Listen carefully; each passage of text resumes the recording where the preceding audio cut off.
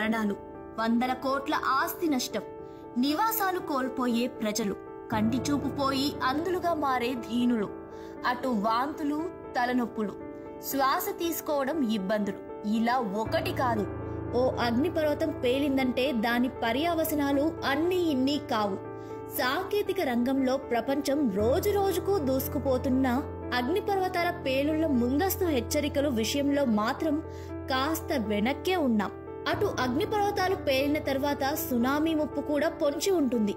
ఇలా రెండు ప్రకృతి విధ్వంసాలు ఒకదాని తర్వాత మరొకటి సమాజాలపై దాడులు చేస్తాయి. అయితే ఈ రెండు ప్రకృతి విపత్తులను ముందస్తుగానే పసిగట్టే విధంగా సైంటిస్టులు వేగంగా అడుగులు వేస్తున్నారు. ఇందులో భాగంగా సైంటిస్టులు పురోగతి సాధించారు. అగ్నిపర్వత పేలుళ్లను ముందుగానే కనిపెట్టేలా ఓ విషయాన్ని కనుగొన్నారు.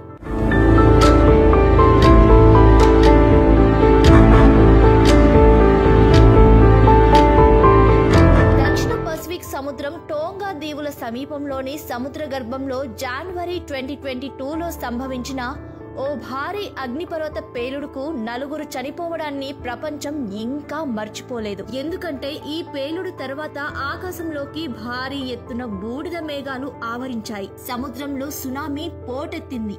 ఇక అగ్నిపర్వత పేలుడు శబ్దం టోంగా నుంచి 2383 కిలోమీటర్ల దూరంలో ఉన్న న్యూజిలాండ్ వరకు వినిపించిందంటే విస్ఫోటనం తీవ్రత ఏ స్థాయిలో ఉందో అర్థం చేసుకోవచ్చు.